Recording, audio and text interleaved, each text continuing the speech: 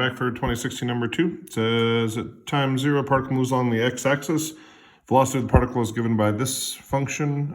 Particle is at position 2 at t equals 4. So again, this is the position 4, comma 2. So time in x out, which a lot of times is enough to confuse a lot of people. It's okay if x is an output in this case. So A says at time t equals 4, is the particle speeding up or slowing down? So this is key. If they were asked if velocity was positive or negative, I would obviously just plug into the velocity. Or acceleration being positive would mean velocity was increasing, velocity was decreasing. Speed means we got to see the sign of v of 4 and of a of 4. If these are the same sign, then we'll be speeding up. If they're opposite, we'll be slowing down. Think of it as this is the direction I'm going, this is the direction the wind's blowing. If they're both positive, I'll be speeding up.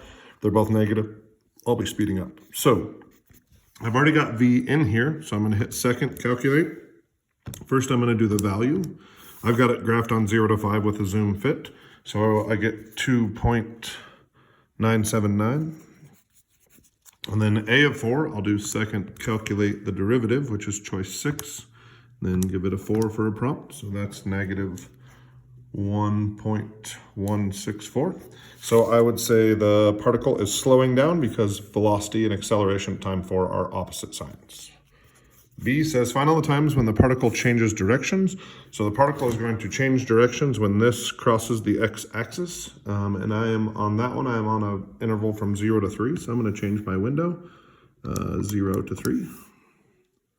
So this one's going to test that you understand how to use your calculator in the windows, which obviously is not a thing we're doing, but it's not a bad thing to know how to do. So looks like the only time we change directions is right there. So I'll hit second, calculate 0.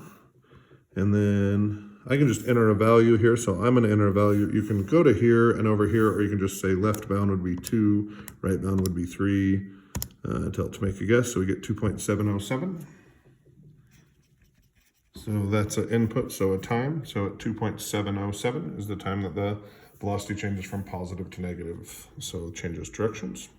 This one says part C says find the position of the particle at time t equals 0. So the only time one we know is from 4, so we have to use that.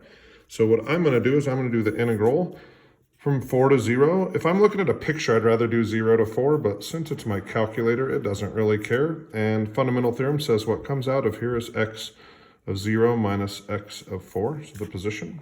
So I'm going to do the integral from 4 to 0. So I got to go set my window at least 0 to 4.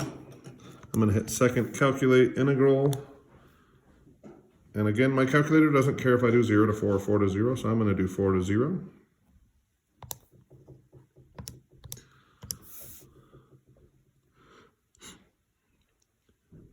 That's negative 5.815.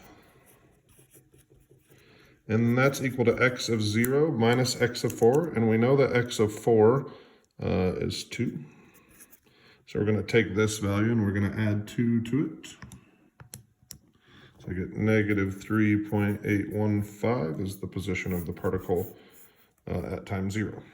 Part D says find the total distance the particle travels from time 0 to time 3. So this, if I take the integral of this, is going to give me displacement. So I'm going to hit second, insert, so I don't have to redo the whole thing. Then I'm going to go to math, number, and put absolute value. Then I'm going to go close off at the end. So I just put an absolute value around this.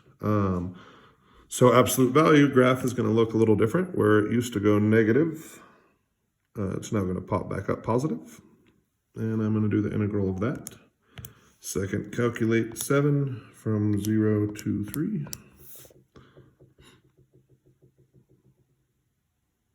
So satisfying when it fills up like that. I get 5.301. So this is the distance traveled, not the displacement. Displacement would have done the integral of the picture we were looking at before. Okay, I'll be back for number 3 here soon. Thanks, guys.